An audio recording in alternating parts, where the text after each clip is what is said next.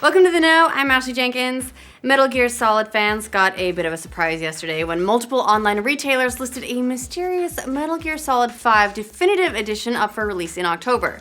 The listings appeared on Amazon as well as German retailer NetGames. No other details about what we can expect from the Definitive Edition, but in true Metal Gear fashion, this kicked up loads of hopeful speculation and conspiracy theorizing by fans.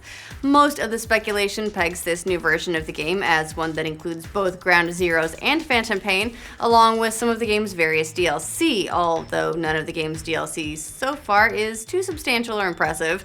Of course, the biggest fans out there are really hoping that the Definitive Edition would include the now infamous scrapped final act of the game.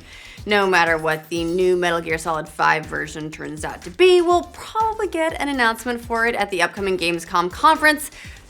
Let's just hope it's not for pachinko. You guys know what pachinko is, right? It's like Japanese gambling. That's what we've come to now. A lot of people didn't know about that. Oculus Rift's virtual reality headset may be getting a much wanted feature if a new update is any indication. The update makes it possible for up to 4 of Rift's infrared sensors to be connected at the same time. This could be a major step toward introducing room-scale VR to Oculus Rift, a feature that HTC Vive has. The Rift doesn't at the moment. Currently, Oculus doesn't sell the sensor cameras separately, so the only way to make this happen would be to get your 4 rich friends together and use all the sensors at the same time. However, the upcoming touch controllers for Rift will come with an additional camera as well. Having a second camera will enable a very small area of room scale tracking, although not nearly as much as the Vive. Still, it's nice to see that the technology is upgrading as we move forward. Now all they have to do is make more games. Now that the beans might have been spilled on Nintendo NX, other sources are joining the fray. In addition to Eurogamer's report from earlier this week, which stated that the NX would be a portable console with detachable controllers and cartridges, the Wall Street Journal has its own separate sources confirming the information. However, their source adds an additional wrinkle to the rumor mill, that the NX will also be home to Nintendo's new smartphone games. If the system is indeed a handheld console hybrid, enabling Nintendo's mobile library for play on the NX would kind of makes sense, especially if the focus of the machine is taking your games on the go. This leads some to believe that we may also be looking at a mobile data-enabled device complete with a subscription plan. So, good job, Nintendo, you invented an iPad. Kind of. People are always trying their hardest to use bad science to prove that video games are destroying your brain, but one new study indicates just the opposite, and we like the opposite. That in fact, any type of action video game can help you become a better driver.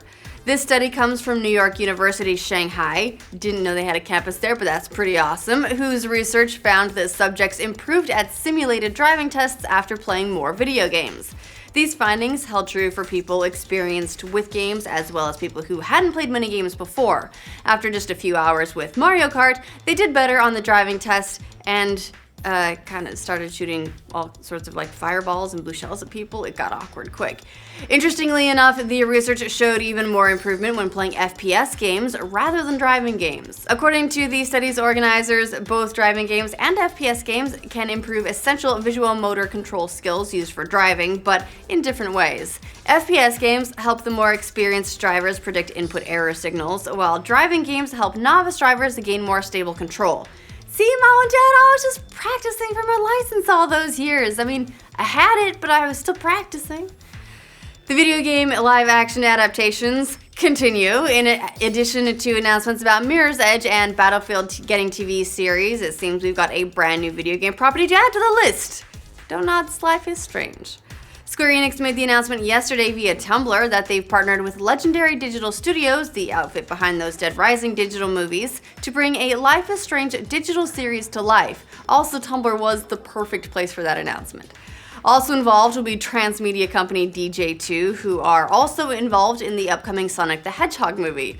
No word on how exactly a live-action series would work, considering so much of the gameplay revolved around replaying choices to change the outcome of certain events, but here's hoping they figure out how to incorporate something like that into how the episodes progress. Just maybe tone it down a little bit on the hella, please. If you're hankering for some Life is Strange while you wait, remember that episode 1 is free to play basically everywhere as of last week. So the first taste is free, after that it'll cost you.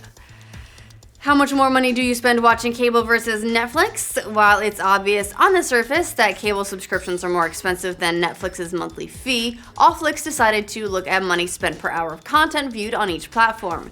They did that by looking at Netflix's subscriber base, which is around 75 million, who watch 125 million hours of content each day, multiplied out over a month, then divided by the cost of the plan for each user. In total, that comes out to a whopping 20 cents an hour spent on Netflix content. Cable, on the other hand, came out 3 times more expensive at 60 cents per hour. They figured out that number by using Nielsen data, which indicates that cable subscribers watch about 5 hours per day on average. Multiply that out over the month, then take the average cable fee, which is around $99 a month, and you come out with 60 cents an hour. It's not perfect math, but it is interesting to see that beyond even the price of the plan, Netflix seems to deliver cheaper content per hour, and you don't get all those ads. So it only costs you $1.60 to watch Stranger Things, and we all win when we watch Stranger Things. After being in development for 5 years, an impressive fan project has finally made its way to StarCraft Arcade, Blizzard's hub for finding unique custom StarCraft 2 games. The project, called StarCraft Universe, is a huge multiplayer RPG with 8 classes, vehicle combat, and a totally reimagined StarCraft story that takes place in an alternate timeline following the endings of Wings of Liberty. Interestingly enough, Universe was originally built as a StarCraft MMO called World of StarCraft before getting hit by Blizzard with a cease and desist order. Big surprise. The game ultimately came back with a new name, got okayed by Blizzard, and then went on to raise almost $90,000 through crowdfunding. That $90,000 seems to have been enough to get some polished-looking gameplay. The game really looks like a Diablo meets StarCraft, along with some proper voice acting and even one of Blizzard's trademark CGI intro videos. All of this just goes to show that they should have kept making StarCraft Ghosts. R.I.P. That caps off our roundup. Let us know what you thought about all of these stories down in the comments, and for more updates from every corner of the internet, like this video and subscribe to The Know. Woo, woo. You like my shirt? Cause we just got like a whole bunch of new girl shirts in the store. I'm super happy about it. I like grapes. You like grapes? We all like grapes. You like grapes?